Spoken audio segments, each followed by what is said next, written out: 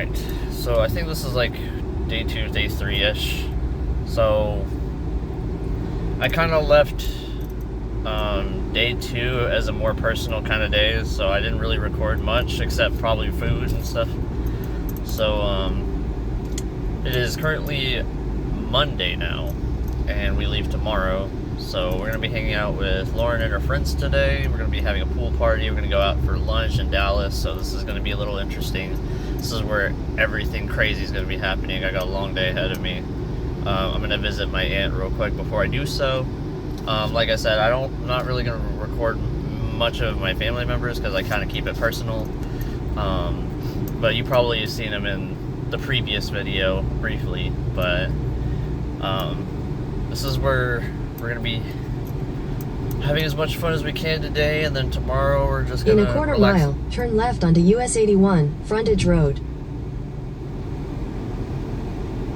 Anyways, tomorrow we're just going to make sure we have everything, maybe wander around a little bit, eat something good that's not even in... Take the next left onto US 81, Frontage Road. Bro! But, yeah. Eat some good food that even Salina doesn't have, so we're just gonna have some food that's not even in Kansas, so before we head back home for another 6-hour journey. So yeah.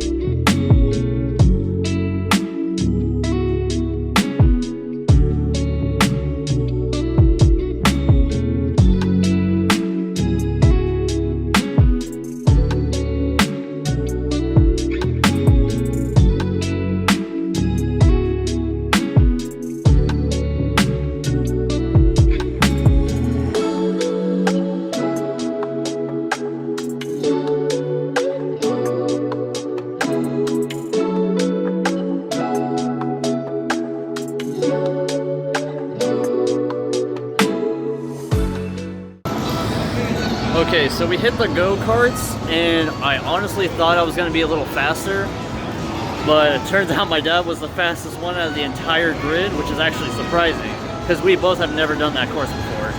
And don't mind the hair, it kind of looks weird. I literally just went swimming earlier, but I ended up in 5th with a 44.9 lap time, and of course my dad pulled up a 42 something, but he managed to be on top. So as compared to the fastest lap times I've seen, people have been going under 40, so we have a lot of improving to do if we ever do this track again. So that's the update on that entire go-kart session.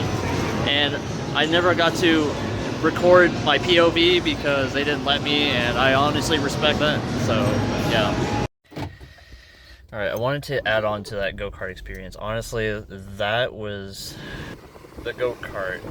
The track has 2 floors basically. It's elevated, so there was a bunch of uphills and downhills, and obviously twists and turns and all that stuff. So how I would describe the track is tires squealing everywhere. Like, the tires felt like they were like, obviously, you know, you don't really warm up tires, but you can tell that the kart is trying to keep the grip on the track, and every single turn it feels like you're sliding, because you're going so fast and there's such sharp corners, and every single sharp turn you make, you're basically like sliding. And I'm not sure like how much speed you lose on sliding like that, but I've noticed that when I was taking very smooth lines and hitting the apex just right, it turns out it's actually faster than just sliding around the corner, because obviously you lose a lot of momentum, and which is honestly surprising to me how the others were faster than me, because I felt like I was doing some pretty good lines, but I'm not sure how, like, I don't know, it just takes a lot of practice and a lot of trial and error to figure out which lines are the best. And obviously this is a lot different than when I was doing go-karts back in Kansas, because, you know, the go-kart track wasn't even elevated or anything, it was just flat, and I happened to set one of the fastest records in my hometown. But it's honestly a humble moment for me to be in a track like that for go-karts. You know, if there was a track like this where I would live, honestly, I would spend a lot of time practicing and all that fun stuff, because obviously transferring my sim racing and racing experience with go-karts previously, translating to this go-kart track we just did, is quite the experience, and I would definitely love to do that again. But at the moment, we're about to go eat for dinner, and I'm not sure what's going to be happening from there. I'm not sure if I still want to go out or anything, or if I just want to settle down and such. So I'm probably just going to have to figure that out eventually, but this might as well kind of just be the end of this day, and tomorrow we're just going to make sure we have everything, visit family members one last time before I leave town. But this trip so far has been pretty interesting. It's pretty nice to be out of the state, you know, just go out and just do something fun, and something you haven't done in a while, or something you haven't even done at all. So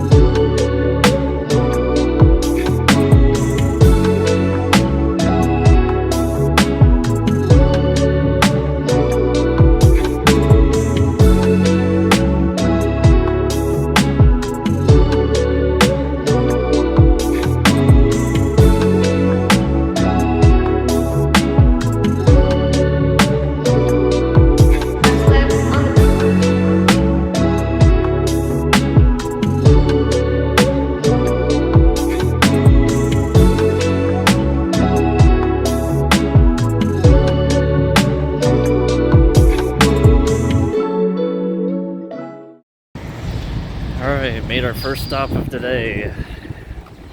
It is, I think it's like 5:15. Okay, so as you can tell, we're gonna roll into a storm.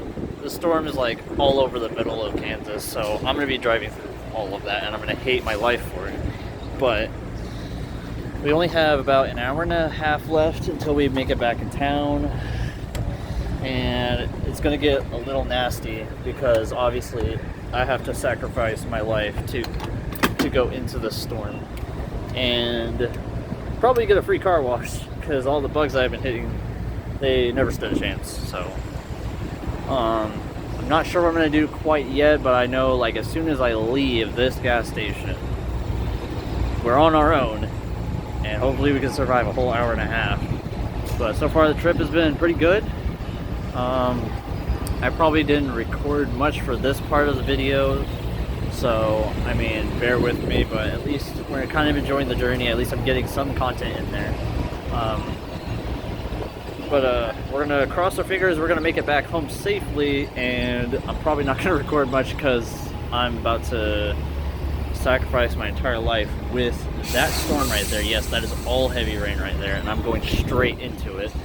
I haven't decided on anything to eat yet. I'm probably gonna go to this McDonald's that's literally right there, and see if I can get something to eat or something, get something in my system, because I don't know what I'm gonna eat next. But we're getting gas, and yeah, let's hope we get there.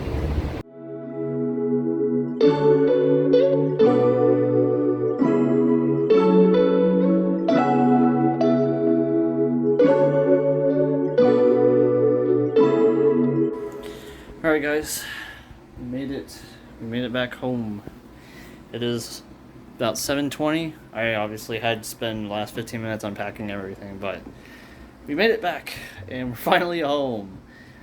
And how I would summarize the trip, I'd say it was pretty good. I'd say it's pretty solid. I didn't really get to see, it doesn't seem like I didn't buy anything or bring home anything.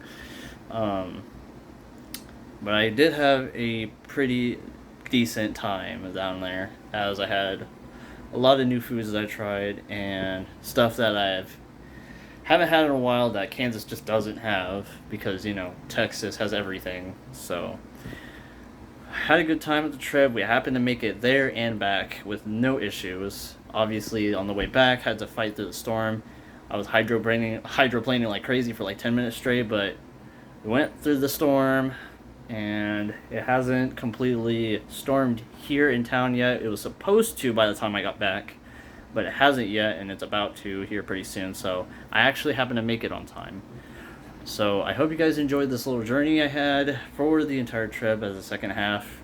If you guys haven't seen the first half of the travel vlog, watch that so you guys can see what I first did when I was on my way there. But hope you guys enjoyed this entire journey. Leave a like if you guys want to see some more travel vlogs or have any suggestions on where else to travel and get content at. Just leave a comment down below. And if you guys are going to come back to the channel, want to see some more content, want to see some more bike life content now that I'm finally home, hit that subscribe button, and I'll see you guys hopefully in the next video. Yeet.